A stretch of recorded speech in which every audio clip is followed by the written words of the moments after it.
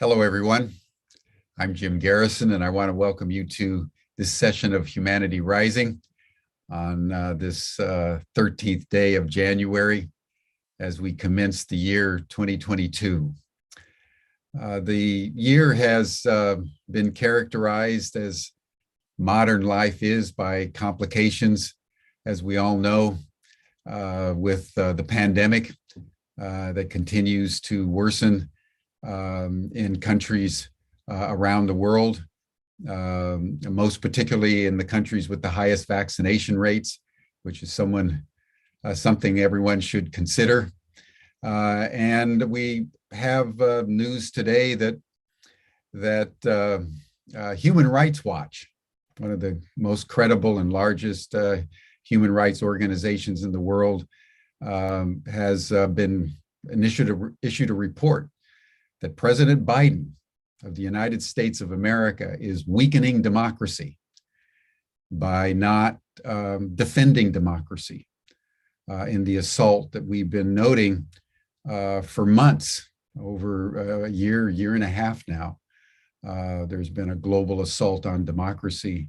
And as an American citizen who's now living in the United States, I can tell you that the weakening of democracy and the refusal of the President of the United States to defend democracy, besides giving a few speeches here and there, is of really grave concern. So there's a lot of issues that are besetting us. There's issues of climate that we're all having to deal with. In the session yesterday with Antonio Nobre, he was pointing out that a climate disaster resulting in over $1 billion in damages happens every 18 days now. So the context of our world, the global planetary ecosystem, is getting more and more turbulent. Democracy is becoming weakened. The pandemic is raging out of control. Anthony Fauci yesterday saying that probably everybody's going to get Omicron, even if you're vaccinated. So we're in a real pickle as a species as we enter 2022, and we should all take that in. I think many people are at a loss as really to how to even think about what's going on anymore, let alone what to do about it. And then you have the caricature of someone like Prime Minister Boris Johnson yesterday in the Parliament, issuing all these decrees about the pandemic and lockdowns, and he himself at 10 Downing Street having booze-laden parties that he forgot to mention to the public and the press. And now there are calls for his resignation. So the world's a little crazy. And in the middle of it, I want to bring to your attention something that Claire showed me this morning here in California. And that's some research and some videos that I'll put in the chat in a moment from Ben Gurion University in Israel. They've shown that little goldfish, you think of your little goldfish bowls, these little goldfish that just kind of swim around. They're not only highly intelligent, but they can drive vehicles directionally, change course. And so I was so inspired in the midst of feeling, I think, rather depressed about the world situation, particularly democracy in America. That's a matter of really urgent concern, because if we don't have democracy, we're not going to solve any of the other issues. And that's just something we all need to take in. So the defense of democracy is an urgent concern if we're going to deal with climate change, for example. And one of the conversations we're going to be having over the next several weeks and months is this interface between climate and democracy and peace. But the little goldfish today really inspired me as I just realized afresh that the world is alive, intelligence is manifest in every one of the sentient beings in the ecosystem. And whether it's the bees and the hives and a little goldfish in a tank, nature is intelligent, is adaptive, is resilient. And if we would just pause in our over-intellectualized, scientific, reductionist mind that is producing all these problems and go back to nature, and even if we want to think and feel and act like a goldfish, that's probably a better model than anything we humans have come up since the Age of Enlightenment began. We've reached the point of catastrophic system failure. And the goldfish, for me, today, pointed the way forward. So I just wanted to celebrate the goldfish as we start today, knowing that it's the best of times, it's the worst of times. Things are getting better and better, worse and worse, faster and faster. And we at Humanity Rising are celebrating the goldfish. And as we will do with Maria Arpa in just a moment, celebrate human goodness, celebrate human innovation, celebrate human commitment and perseverance around truth, beauty, and goodness in the world, because that is what will enable humanity to truly rise. So today we're dedicating the section to the goldfish. And within that spirit, let us pause as we always do as we begin our sessions and just take a moment to just center ourselves in our bodies and remembering what Antonio Nobre said yesterday, that the Amazon is as complex as the human body. And the human body is as complex as the entire universe. Everything that lives is a microcosm of everything else. We're in a hologram. So when we go into our bodies, we're going into one of the most complex organisms evolution has ever designed, and it mirrors the totality of all manifest being. Within our bodies, let us just go into our heart just for a moment and listen to our heartbeat. Our hearts are the throne, the center of life. And as we attune to our heartbeat, let us just feel gratefulness and thanksgiving that we're alive at this most extraordinary moment in the human journey.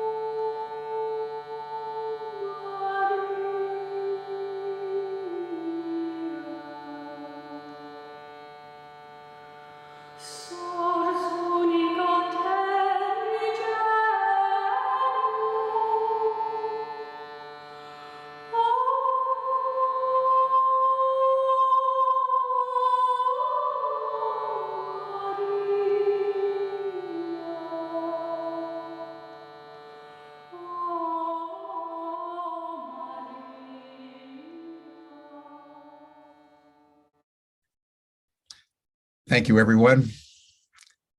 Now, in the spirit of the goldfish and the celebration of just the beauty and intelligence of life, we want to celebrate a woman from Great Britain today who's come to our attention over the last several months. And when I learned of her story and what she's done with her life, I was so inspired that I invited her to come on to Humanity Rising and just really tell her story.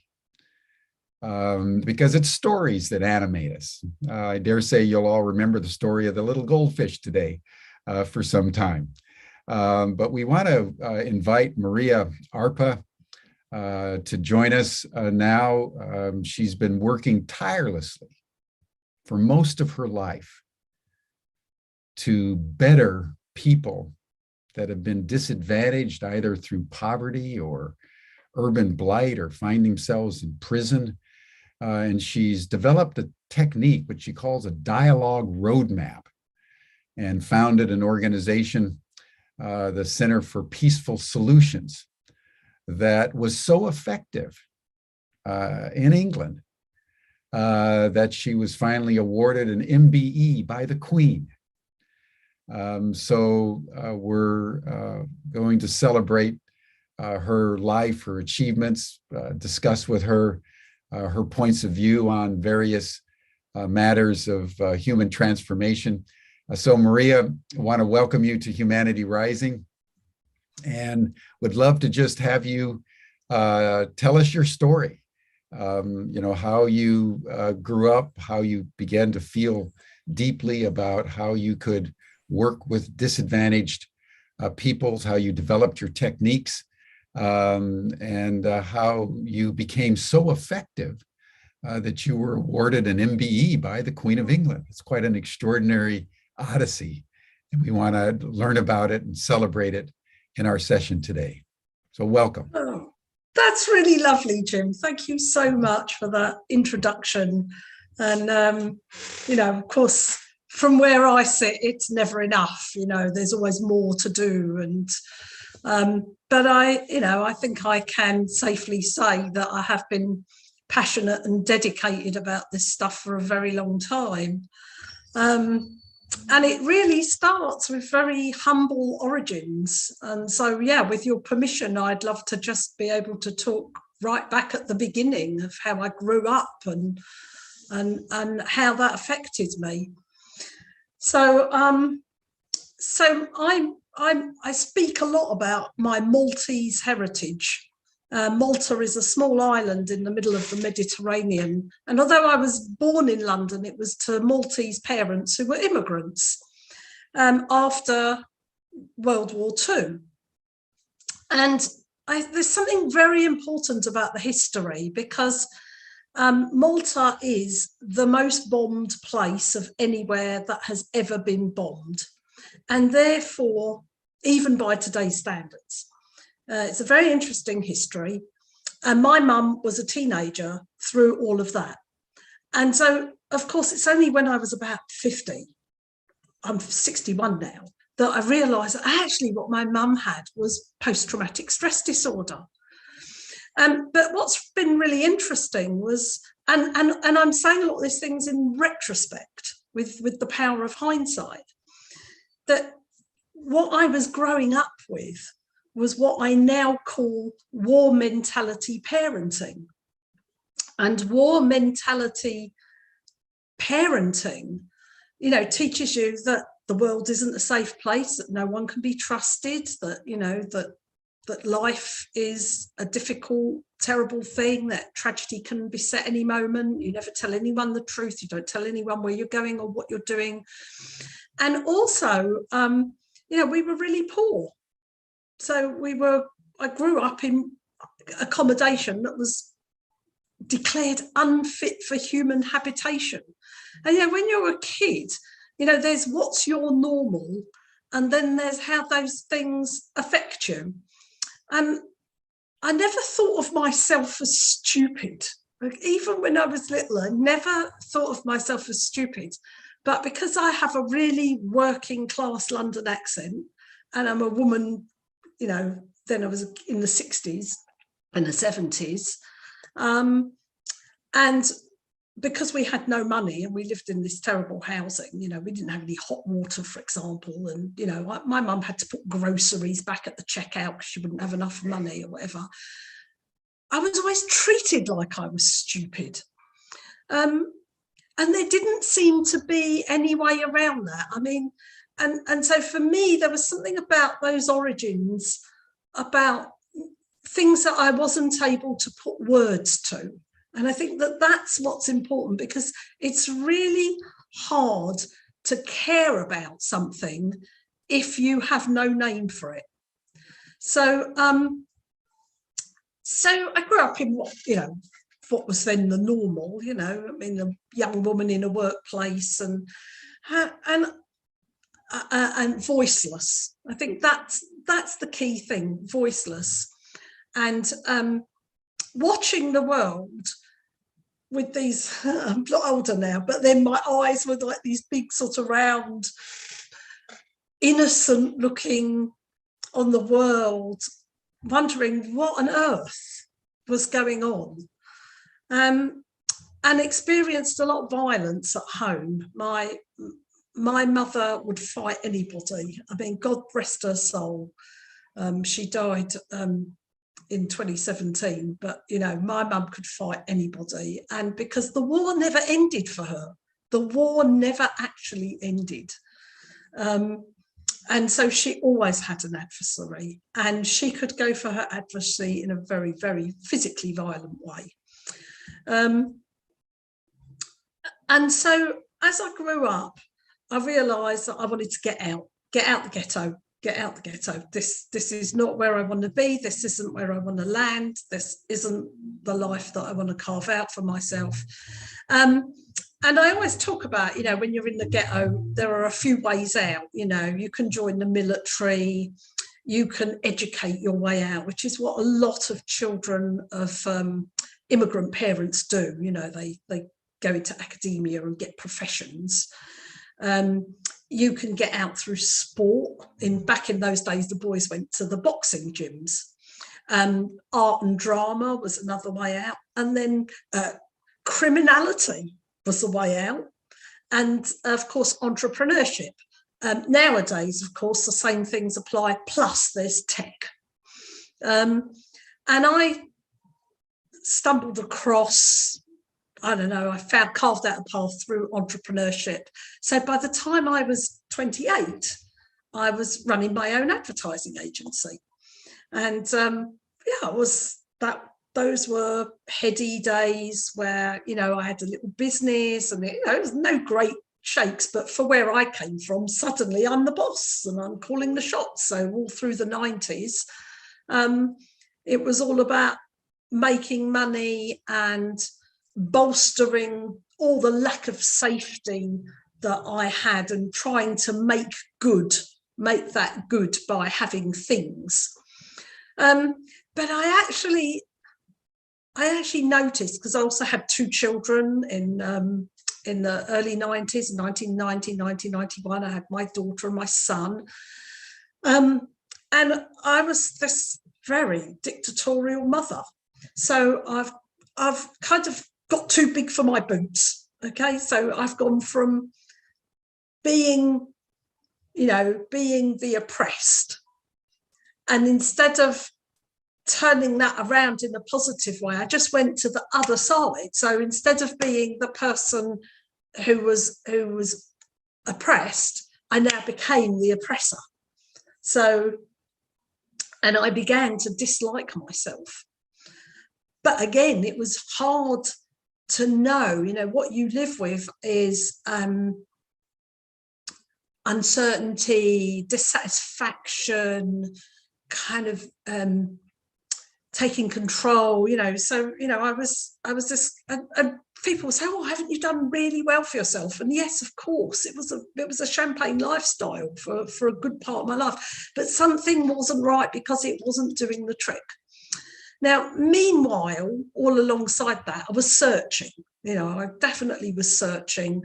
I became a Samaritan volunteer, which is in the UK, it's a helpline for people who are lonely, desperate and suicidal. And I started to think, I wonder, people don't go from being okay to being suicidal in one thought. There has to be a process. So I started to try and understand. And of course, now I can look back and say I was trying to heal myself. And then in the late 90s, just before 2000, I met this amazing man called Marshall Rosenberg, who had developed something called nonviolent communication. And he was able to answer a lot of questions about the systems and the processes and the punitive, adversarial, oppositional positions that we take with each other. And I was really fascinated by that. And it was probably one of the first things, after all the searching I'd done, it was one of the first things that kind of went, right. And then at the same time, I discovered Reiki, and I became a Reiki master. And I also discovered at the same time, so these three things at once, also discovered neighborhood mediation, and I became a neighbor mediator. Well, it didn't take long for me to go, wow, this is a really powerful cocktail: mediation, energy healing, and nonviolent communication. And I felt myself compelled. So over time, I ended up getting rid of the ad agency. And I remember a very fateful day telling my now teenage children that we're going from a privileged lifestyle to something a lot less privileged, because I was starting a new career at the bottom of the ladder, and they were not impressed, as you can imagine. My daughter refers to it as the period when mum went weird. But I was absolutely, something in me was driven to understand why people fight. Why do we fight? And I came to understand that actually we've been taught to fight. It isn't human nature. All the systems that we grow up with, the education system, the systems that we use in society, our political systems, our economic systems, or whatever, are all heavily based in debate, adversarial positions, winning and losing, and punishment when you get it wrong. So for example, here you are, you're a young child, and you're, even though you can't articulate it when we're really small, we know on some level that we can't survive without these adults. So these adults are,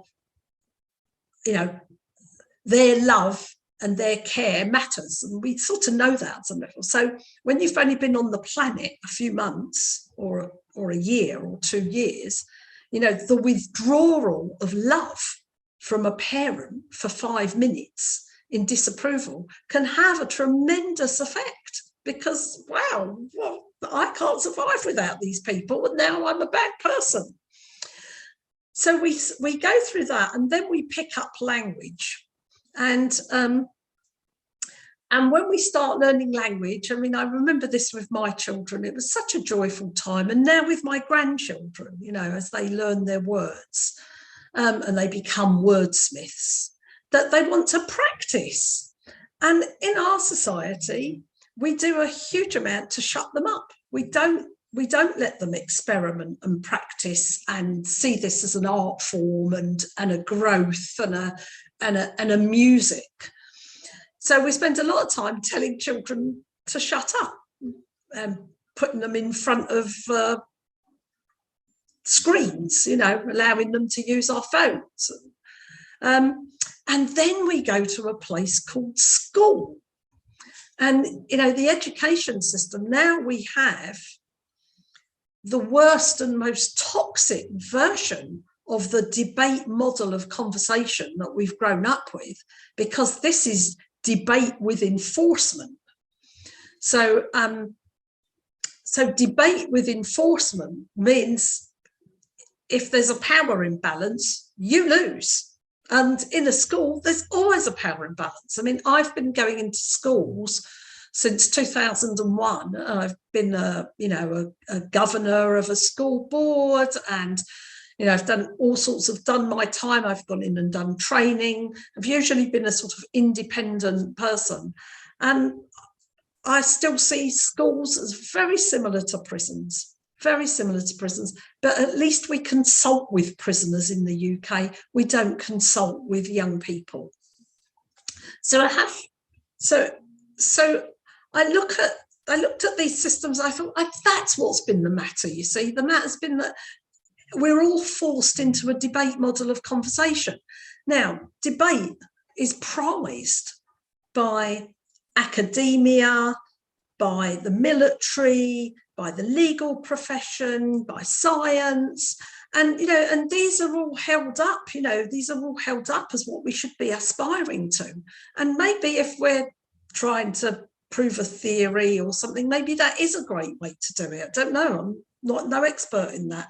But you can't use a debate model of conversation when human emotions are involved. And actually, I don't know any situations in life where human emotions aren't involved. You can tell people to leave them at the door.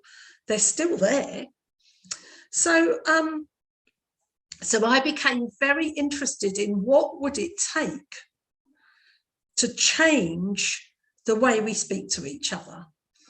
So nonviolent communication was an inspiration to me, and yet it didn't go far enough. So I started, so by now I'm in my 40s. I've moved late 30s, early 40s, moved to a new area of London. I've got my teenagers. It turns out the area I've moved to has a huge amount of gang activity. And then suddenly there's a 7-year-old girl is fatally shot by a drug dealer, not very far from where I live. And now we have complete disarray. We have a community in complete and utter grief. And police not really knowing what they're doing, to be honest. I mean, I've got more to say about that, but that could be a whole nother workshop. And a grieving community. And then, of course, the police remove a drug dealer from the area, and that opens up a turf war. So that opens up all the other surrounding gangs saying, right, this is prime territory. And we had around 2004, 2005, there were drive-by shootings almost every single day. So, so I just thought, right, I've got all this stuff, and you can either call me stupid, may well have been, I still don't know, stupid, genius, bit both. But something in me just couldn't let this go, just couldn't say, yeah, just turn a blind eye to it. So I literally went out on the streets and I just started talking to people. And of course, you know, nothing's ever as good as you tell it, because for every, 10 people tell you to get lost, don't want to know and think you're a mad woman. But, you talk to people, and if you persevere, there will be people that will stop and say, you need to talk to this one, or you need to talk to that one, or, I can introduce you here or there. And so it began. And what happened was, out of that, it's a much longer story, of course, I found myself meeting a formidable man who ran a nightclub, and who was very connected in this world, knew all the key players. So he wasn't necessarily involved himself, but he knew all the key players. And I spent 18 months trying to build a relationship with this man. It took 18 months. He didn't want to. Why would he want to get involved with some old white woman who's part of the gentrification of an area, you know? And so it took a long time of just engaging and taking some of his insults and being escorted off his premises and all the rest of it. But I had this, something in me said, this is the guy, this is the real deal. And it took 18 months. And then, you know, as luck would have it, something happened and he said, okay, I trust you now, we can deal.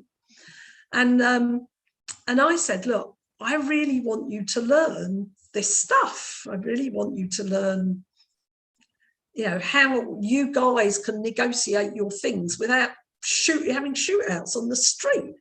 And he said, I'll learn your stuff, but for every hour I spend learning your stuff, you have got to come and see what I do when we're doing our sit downs.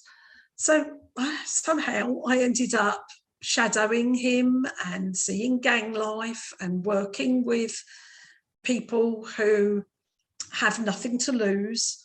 And I got some real lessons from him about humans at our basic core human levels, and that people do bad things, but there are no bad people. There are people who are desperate. There are people who need to not to, you know, who want to save face, and there are all sorts of, and then there are people that really have nothing. And we have to ask ourselves, how do we create societies where there are people that have nothing? And we have to ask ourselves, what are the consequences of that? And is that what a criminal justice system is for? So, you know, we did a huge amount of stuff, and I set up this charity, and it's called the Centre for Peaceful Solutions. It registered in 2006. And there's a, you know, I'm not without my sense of humour here. In the UK, we have the Crown Prosecution Service, which is the CPS. And I deliberately named the charity the Centre for Peaceful Solutions, which is the CPS.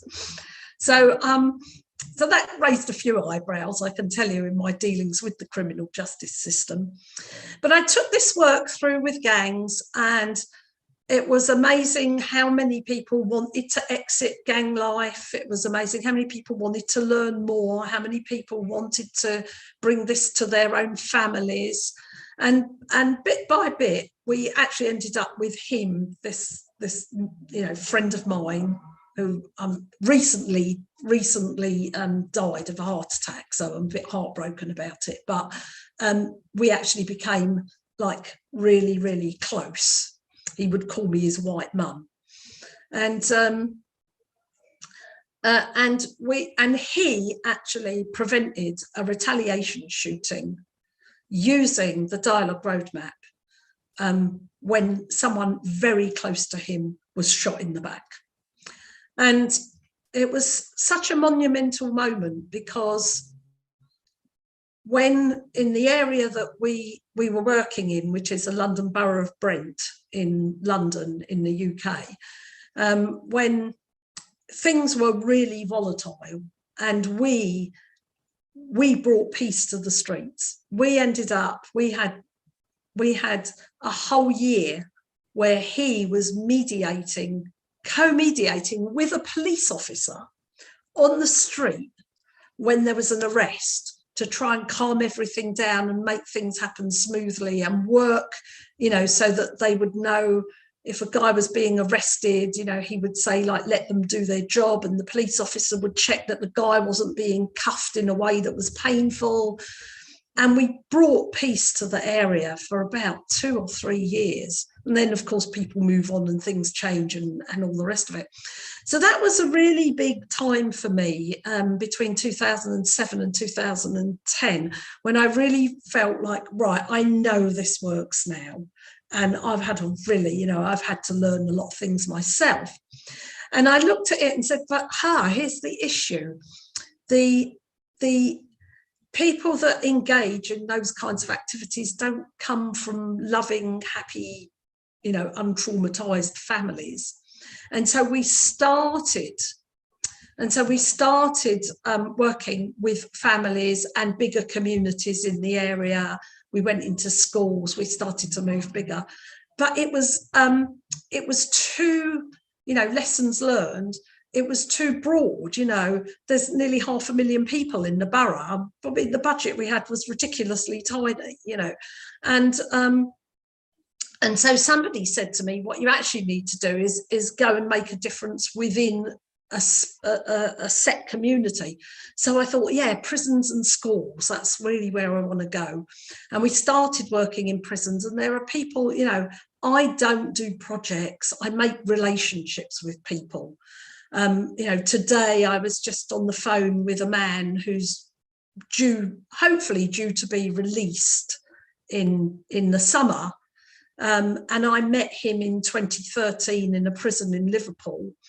And, he had done some terrible things, and he probably wouldn't mind owning that, in his life. And I've stuck with him as he's turned it around. And he really, really deserves to come out of jail and live a full life. And I hope that our charity will be able to employ him.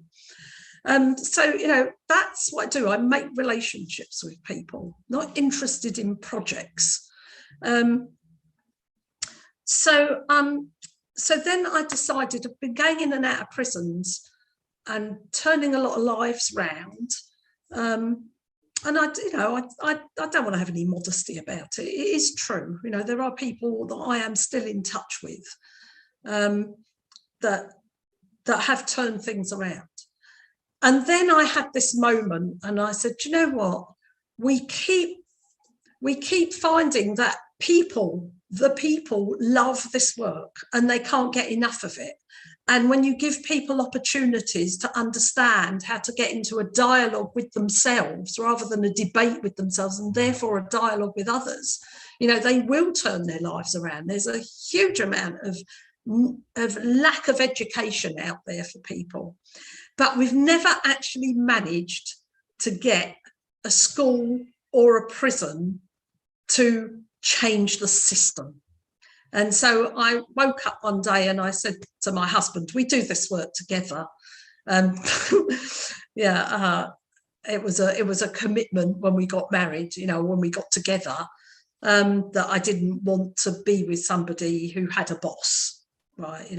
We need to be in it together. It needs to be a lifestyle.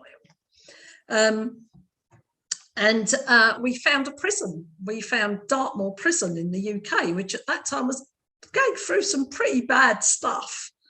And I found a prison governor in the UK. We call the number one person, the prison governor. Number one governor. It's the most amazing woman. And she got what I was talking about. I said, okay, so here's where I am. We go into prisons and we turn people's lives around, but the system never changes. So I'm really looking for a senior management team that can really buy into this and see that you're going to have to change things. And the premise is this: if you have 650 prisoners and 150 staff, officers, civilian staff, whatever, and you place all of the responsibility for safety onto the 150, you're making their job impossible. You make their job impossible. So they're probably going to need to use more force than is necessary.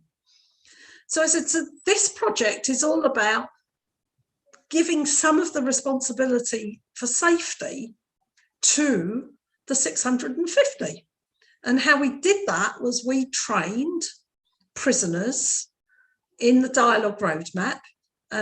By the height of the project we had before COVID, we had 25 men. It was the highest paid prison job in the prison, to learn how to do one-to-one sessions with prisoners, how to mediate disputes, and how to run dialogue circles in the prison. And the idea was that these 25 men were on the lookout for the people who are struggling with self-harm, mental health issues, problems with families on the outside, debt in prison, violence, blackmail, all that sort of thing. And to be able to sit with those people and find out what's really wrong, because it's pretty unlikely, given how records are kept about people, that prisoners will actually tell an officer what's really wrong. So we did that project. We started in 2016. We got up to 25 men. Then, of course, COVID hit. So the project's in a bit of tatters because we were never allowed to go back in and train more people. But what's happened is some of the guys have come out of prison. Some of the guys, this highly skilled, trained people who have worked on themselves and then helped others, have come out of prison, and they're saying, what can we do? What can we do? So this year we're setting up something called Life After Prison. And what I saw was that as the guys came out of prison, depending on the level of support available to them, family, money, whatever, has a real impact on the outcomes. So we're actually going to start setting up a similar thing for people as they come out of prison. Now, that's kind of one side of what I've been doing, and I won't try to take up too much more time, but the other side of what I've been doing is working with whole communities. And what's been really interesting to me is people start communities with all of the best reasons and the best heart in the world. And then within not that long, there are all these conflicts and fights and gossips and rumours and all sorts of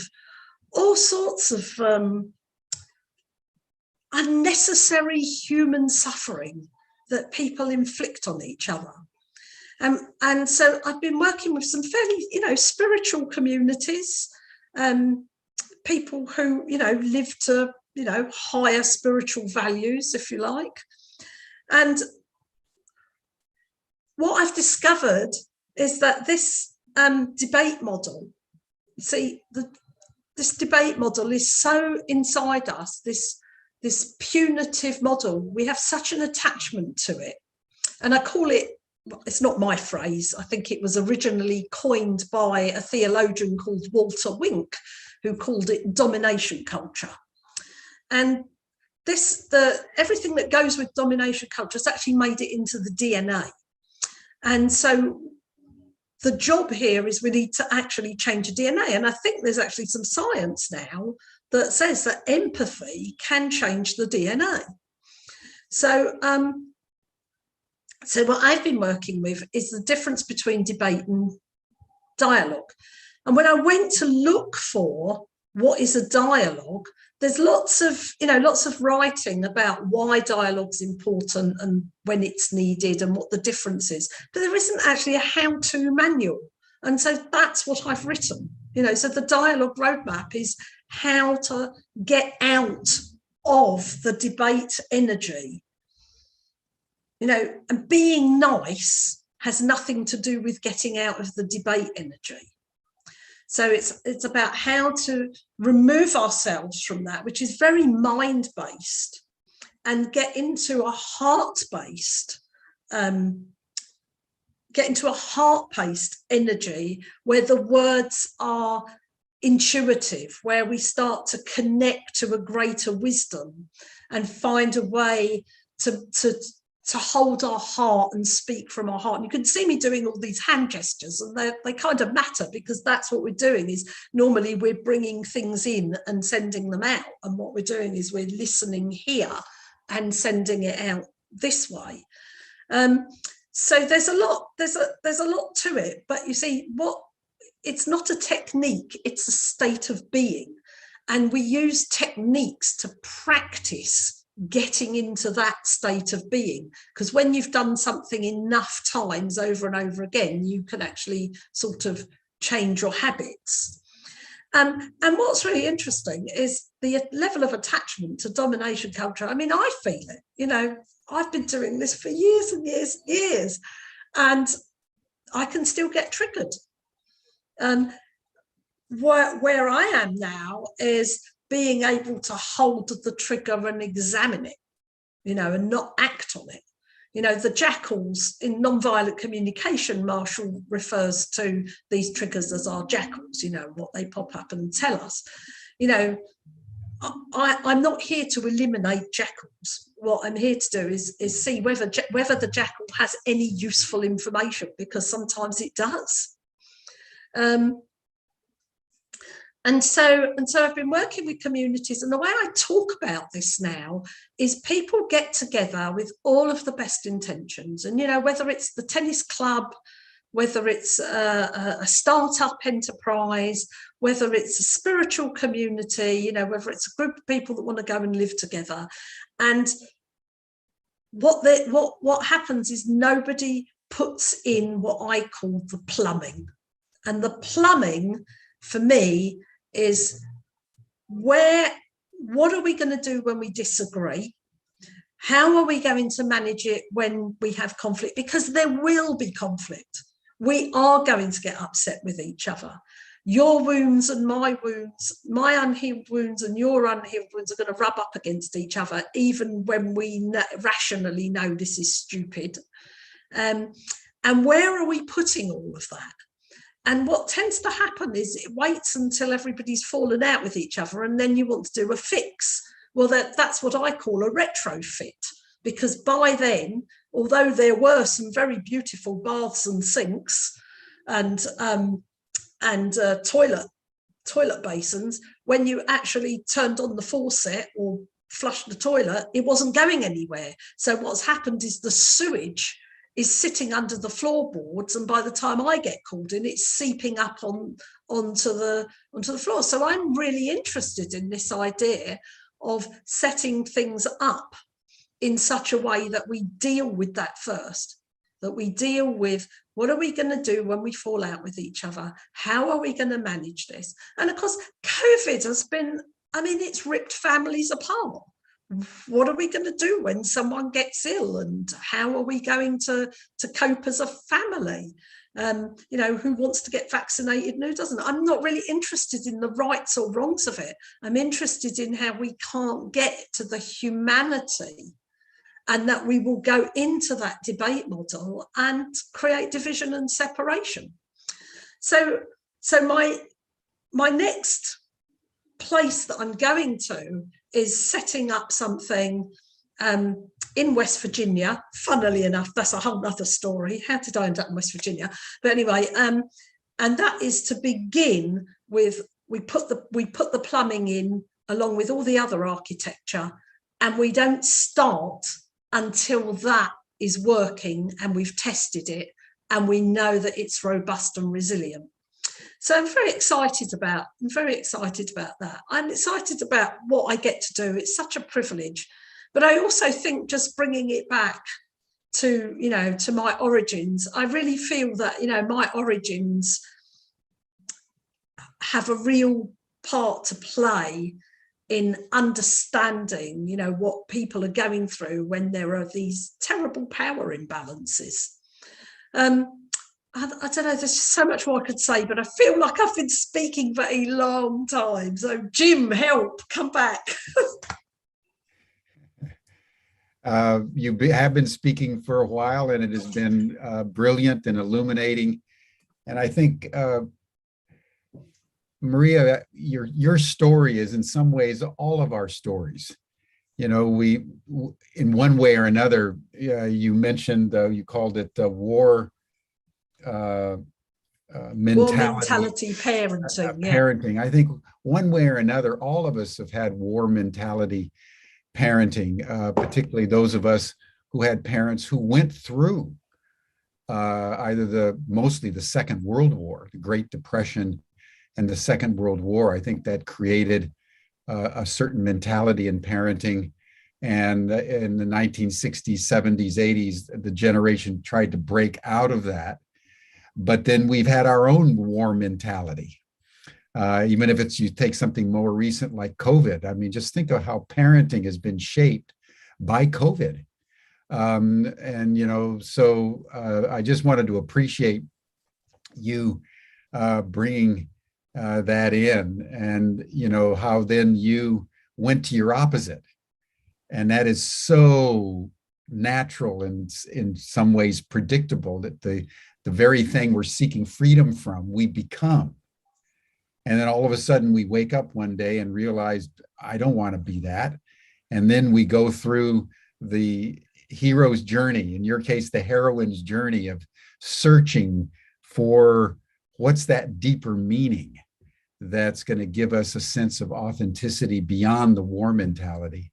And the courage, that was the second thing I wanted to just acknowledge, is your immense courage to give up a successful advertising practice with a family. So you had mortgages to pay and you had kids to support. But, as St. John of the Cross says, I went out without discerning and nothing to guide me but that which in my heart was burning. So while you were telling that part of the story, his lines with which he opens the dark night of the soul came to mind, because you had the courage to just really do that. And there was a number of comments in the chats about how courageous you were and how you then found your way. And because you found yourself, you were able to develop something unique to you that empowered the liberation of others. And that's a beautiful thing, when your own liberation, because that is the bodhisattva. That is the person whose personal liberation is tied into the liberation of others. And so that the more you've been liberated, the more you've been able to liberate others, because the deepening of the well of wisdom in your own psyche and soul has given you the capacity to enter the psyche and souls of others who, like you, in prison, in impoverished areas, constricted. And because you've broken out, you've been able to empower other people to break out. So anyway, I just want to acknowledge that the grandeur of your journey. Well, it's very nice of you. It often doesn't feel like that. It feels like a huge privilege in many ways. It doesn't. I can't imagine what else I would be doing. I mean, it's kind of funny because I'm not very good at anything else. So I can't cook, sew, can't play sport, terrible, and so it's like, if you asked me to come to your house and help you paint the wall, you'd be really sorry you asked me to help you, because I'd be really terrible at it. But if you had a problem in one of your relationships or a conflict, I definitely could contribute something that might help, so it just feels to me like, well, this is it's kind of who I am. It's not what I do. This is my life, and I can't imagine anything else. And I've been blessed to meet some of the most amazing people. I mean, really amazing people who've turned their lives around, and I like, as I said to you, it's all about making relationships and sticking by people. Tell us just a story or two of some of the more amazing transformational journeys of other people that you've helped to catalyze. I think that would be interesting for people. Yes, I think the very first time I went into a prison, so somebody said, I really want you to bring this training into a prison. I said, I've got no way of getting into prison. And she said, oh, well, I do volunteer chaplaincy, so we can get you in that way. And it was in 2009. And I'd never been into a prison. So I went in, and what we were doing a course on like every Tuesday for 15 weeks or something. I don't know. It was every Tuesday. I remember that. And so they delivered this cohort of people, and it was an experiment, because I'm sure it's the same in the US. In the UK, most prisons, what are called vulnerable prisoners, which everybody knows are the sex offenders, are usually kept separate to the mainstream prisoners, because, you know, sex offenders are generally considered to be, you know, less than human. And so this was an experiment. It was the first time that main prisoners and sex offenders had been brought into the same room to do training, and so they had to come in from different doors. It was all very peculiar, and you know, they had no windows, and it was very odd. But we started this training, and I got to a point where I wanted to do a demo, and I stalled on the demo in week 2, and I stalled on the demo in week 3, or whatever. And I got to week 4, and I said, something's going wrong here, and it's me, and I need to just talk to you guys about it. And what it is I keep telling you we're going to do a demo, and that would involve me demonstrating the dialogue roadmap with somebody telling their story. And I said, and I don't do it. And I said, I've been really reflecting on this, and I've been trying to work out why I've stalled. And I said, it's because I'm frightened of your stories, because I've never worked in the prison before, and I don't know. And you might say more than you intended to say. This might open you up more than you intended. And I don't know what to do. So you guys need to help me. So if you want the learning, I said, because if my fears are your fears, then we can just do this by role play. And it was just such an amazing moment when, you know, when here's the teacher just being vulnerable and just saying, I don't know what to do. And the guys, one group of guys who were like very tall and big, said, no, we've got to do this, because you know, we're so tall and big, and when we get angry, people are scared of us. And another group of guys who were quite sort of small and wiry said, and we need to do this for the exact opposite reason, because we're really small and wiry and no one ever takes any notice of us, so we have to get aggressive to get heard. So we went on like this, and there was a guy who'd come to the first 3 or 4 sessions, and then you'd think you've got a captive audience in the jail, wouldn't you? And but he wasn't allowed off the wing every time. He wasn't on the list, so he wasn't allowed off. So by the time he came back, we'd done most of the learning. And I said, you've missed so much, but what I could do is you could be a subject, and we could work with what's gone on for you, if you'd be willing to open up. So we did. So I got him to pick somebody to play his, the part of him that wanted to survive and to do well in the world, and to, you know, to get out of prison and all the rest of it.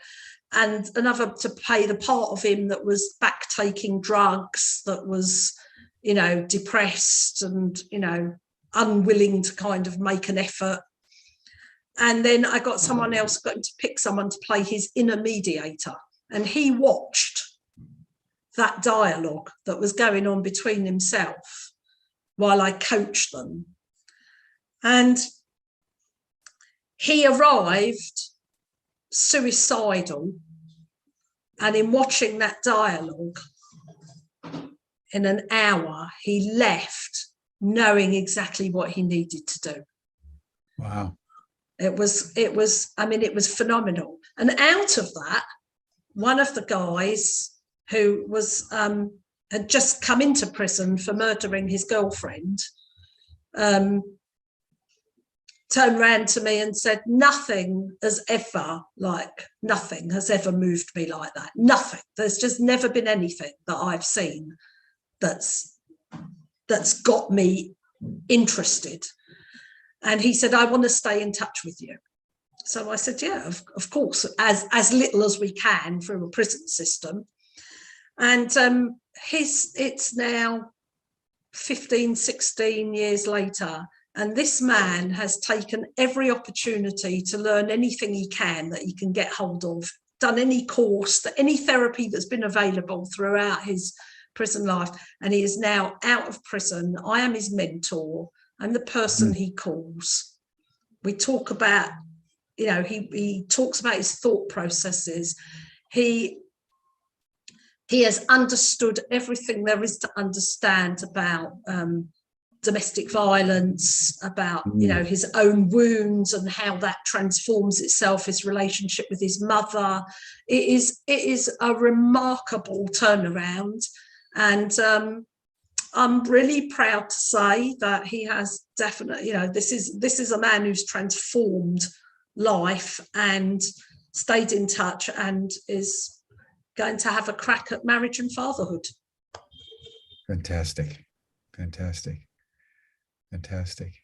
You know, one of the questions that I would ask about your work is and it's come up in the chat, is the effect and presence of racism in the domains in which you're working, and how that shapes the trauma and the violence that we see so much around us. What's been your experience in that regard?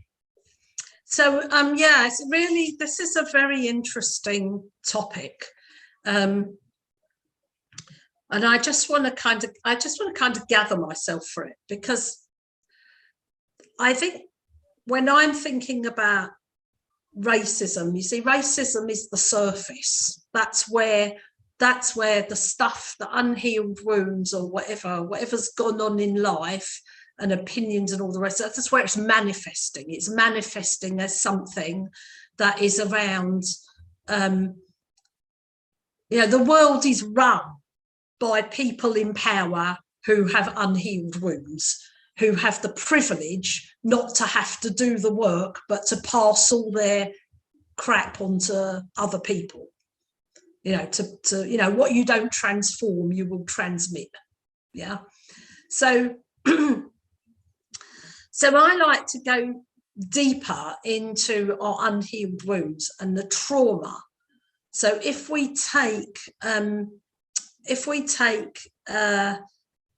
African American Black communities, you know, there is a trauma from slavery which cannot be denied, which we're not talking about.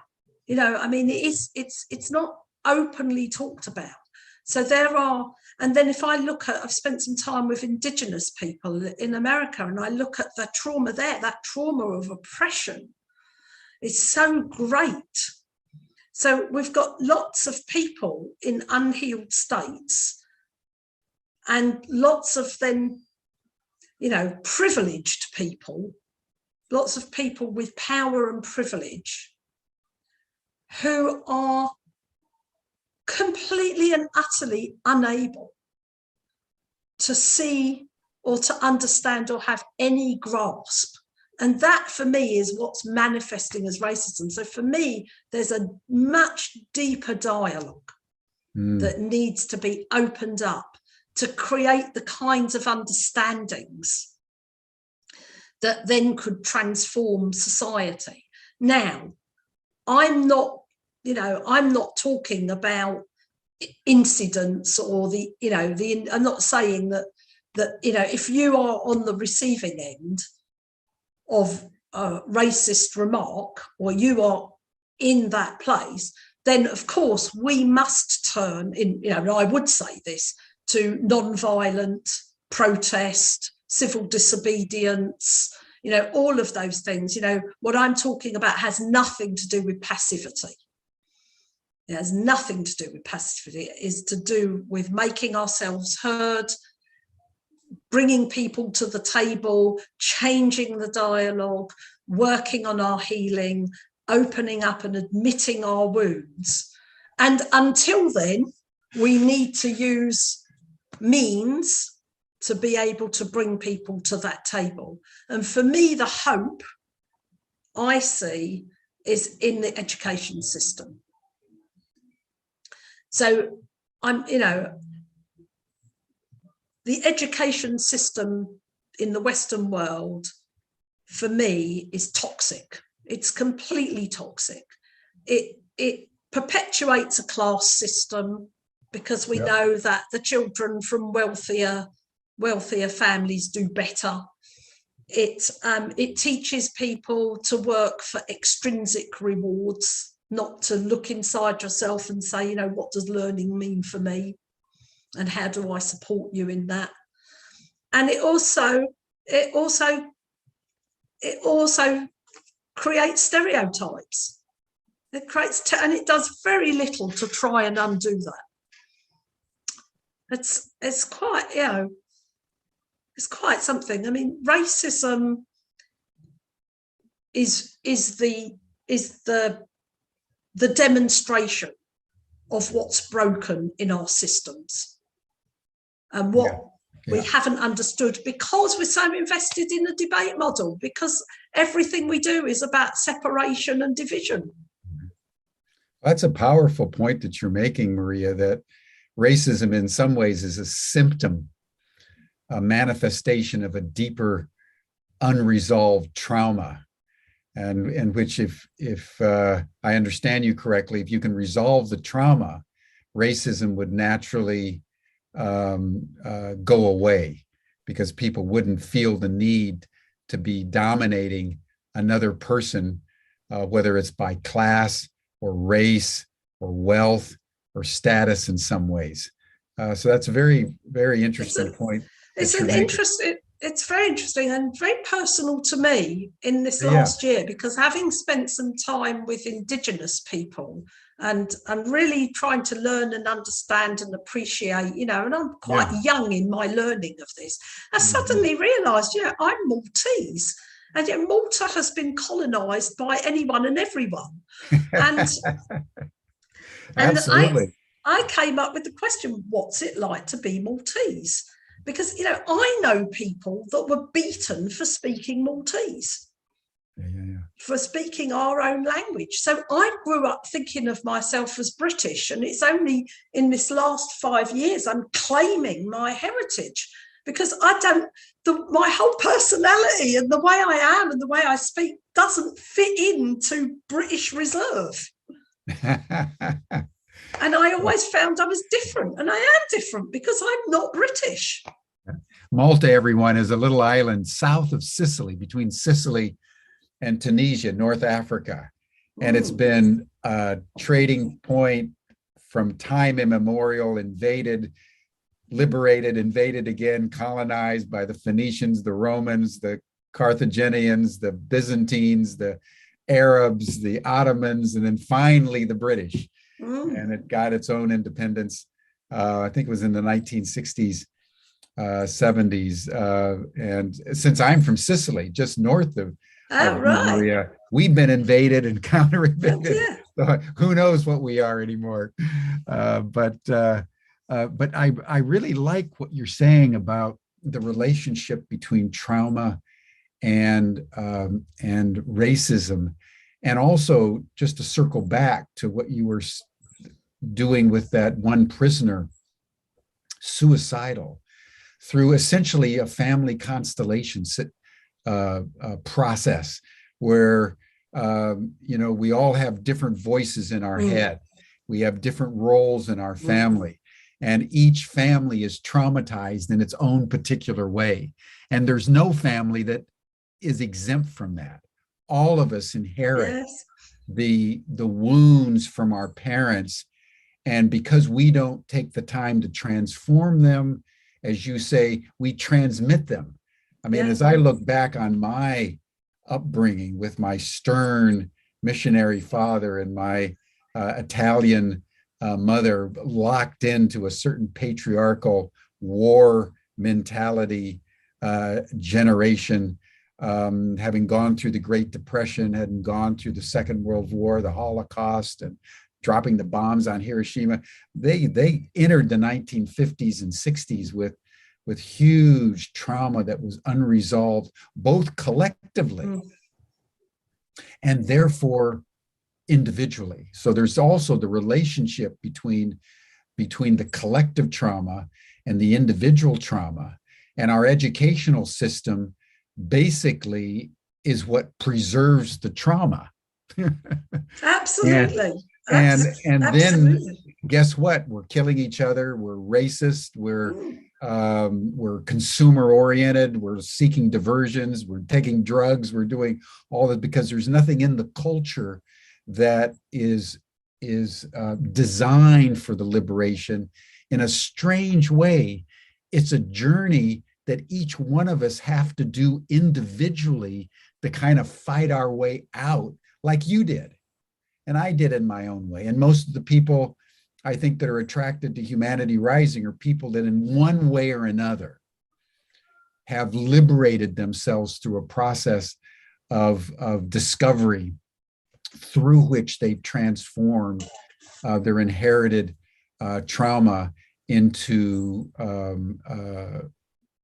basically compassion and the pathway of the Bodhisattva. I don't know very many people that have come on Humanity Rising over the last 18 months that aren't dedicated as you are to a personal journey that has social implications. And so there's a power in that process that you're bringing into the world. It's really powerful. It's really good. Thank you. Because I suppose what's relevant to what you're saying is, for me, you know, there's a process of this liberation that you're talking about. And in our society, if I go about my daily business and something nice happens or something joyful happens, then the feelings of joy will come in and they'll peak and then they'll subside and I'll go back to what I was doing, you know. And of course, you know, that's going to be a different rate for different people. You know, some people live like that and some people live like that, but, you know, whatever, we've all got our rhythm and our cycle. Totally. But if you think of the other, you know, the reverse of that, then I do something and something not very nice happens. And then the feelings of upset or sadness or mourning or frustration or anger start to kick in. But what we've done in mainstream domination culture society is we don't allow that to follow its course. We cut it off, and we do that. Some of them are self-imposed distractions and others are imposed on us. So imposed on us is we medicate people, we criminalize people, we turn people into workaholics, we bully people. You know, there are all sorts of imposed ways in which we don't allow people to follow their grief. And then we do it to ourselves. Consumerism, going to the gym too much, you know, becoming a workaholic, you know, whatever it is, right? And so we never get to, so that grief, it's backing up. It's backing up. It's never getting processed. And for me, it was learning how to bottom out. And at the point that you bottom out, because you see, to bottom out, you can't be in the debate adversarial model. You can only be in the love compassion model. And when you bottom out, necessity becomes the mother of invention. And then we become really creative. And then we come back up again. And once we've practiced that following the grief and going to the pit and knowing that we can come out of it. But you see, in the domination culture world where we're enemies, where there are bad, evil people, then no one ever wants to bottom out because we think we've been programmed to believe that we're going to destroy ourselves and others. Yeah. And that's an enforced process. That's not the natural human process. So with the dialogue roadmap, what we do is we hold a safety net for people to practice doing that and seeing that actually in the end, it's a 20-minute process. Yeah, in the end, enlightenment is much more simple than we imagine. Honestly, it really is. It takes a few years to practice it, but and sometimes you need to get support, but you know, yeah. Now, as we begin to wrap this up, I think I would love to hear it, and I think others would too. Tell us the story of how you gained the notice of the Queen.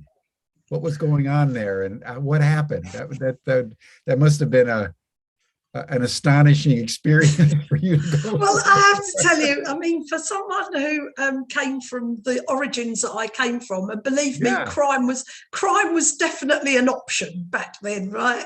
It was the first time the first time in my life I thought, my God, you know, this is in some ways hilarious, was when I was trusted with keys to the prison, when I became a prison key holder, and I kind of had to laugh, you know, that I went through a vetting process and passed. Wow, what a turnaround. And then there's a system in the UK, it's an honours system, and people have to write in. So people write letters and say, have a look at this person, and, you know, often it doesn't go anywhere. And so I don't really know how it happened, or who wrote about me, or, you know, what was generated, but I do know that somebody who knows Prince Charles told him it would be a good idea for him to go and look at the work in the prison. So I did meet Prince Charles in Dartmoor prison. Because the prison sits on his land. He's actually the landlord. And so there was this kind of, you know, royal visit to the prison, and I got to speak to him for a few minutes. I managed to shove, and you're not supposed to give him anything, but I managed to shove a couple of copies of my books into his hand. I said, you can use it as toilet paper if you want. But he did take it rather graciously. And then the next thing, so that happens, and then, you know, maybe a year later or something, you get a letter that says, if we were to give you an award, would you accept it? Because of course a lot of people don't accept these honours because it's called, you know, it's all to do with the British Empire. And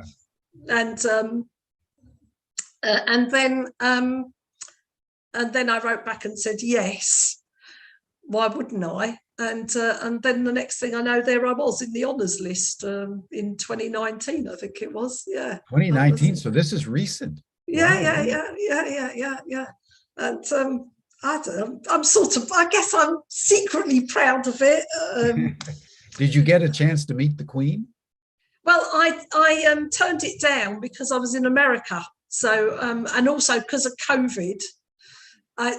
They kept delaying it. You know, you're supposed to get your invitation and all the rest of it. And I was in America and doing some other stuff. And I, funnily enough, I said to my husband, I'm sure the Queen isn't going to want the great unwashed walking through Windsor Castle while COVID's on. And then sure enough, there was a letter saying, we don't know when we're going to do it, and we don't know what's going to happen, and all the rest of it. Yeah. And I said, knowing my luck, it would come like an Amazon delivery. And then there was a letter saying, if you like, we can post it to you. So I do know one or two other people. I think it was Princess Anne that gave out the awards this time, but I didn't actually make it to the palace. I mean, it's lovely to be recognised. Yeah. But the pomp and ceremony isn't necessarily like my thing. Yeah. No, got it. Well, Maria, thank you so much. People are wanting to know how to get in touch with you. Could you put your email in the chat box there? How amazing. Wow, thank you. It always surprises me when anybody wants to listen to me.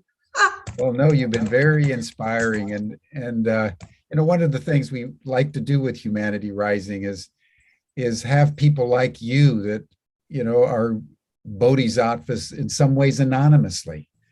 And you get recognition at some point in your life, but that's not why you're doing it, and it doesn't impact you in any particular way. But I think it's just inspiring for all of us during these really challenging times to know that there are people like you that are out there. And it gives us courage and fortitude to do it ourselves, knowing that that's really all that there's left to do, is to be authentically human in a loving, compassionate way that seeks the liberation of others while we liberate ourselves. I mean, I can't think of anything else one should be doing on planet Earth right now, other than, trying to mimic the goldfish and the remarkable intricacies of nature. So as we bring this to a close, just love to hear any final words that you'd like to express, any wisdom that you would like to impart to our community, any closing statement that you'd like to make. Yeah, I've got a lot to say. Anyone who knows me knows I've got a lot to say. But I think I'd like to end with this. The world doesn't need any more experts. The world just needs people connecting heart to heart.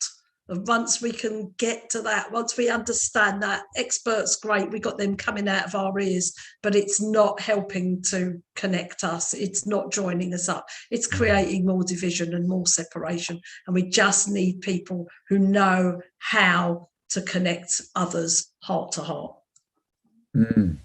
Beautifully said, beautifully said. And just as a note on tomorrow, everyone, Kurt Kruger and the Peace Group are going to be convening a discussion, which in some ways is a successor to what we've heard from Maria, on becoming authentic. How do we discover our own authenticity in a powerful way that can catalyze the authentic pathway of others? So that's going to be our theme for tomorrow. But for now, we'll bring this session to a close.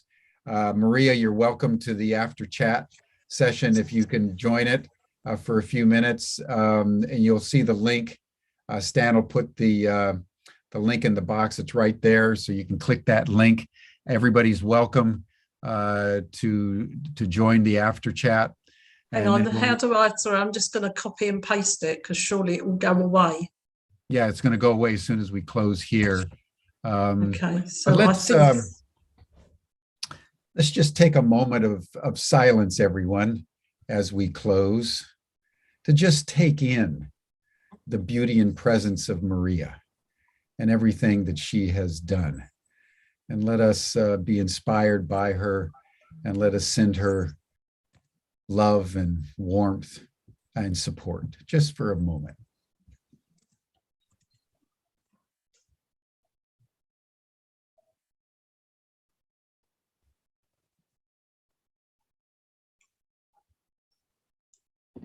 Thank you, everyone.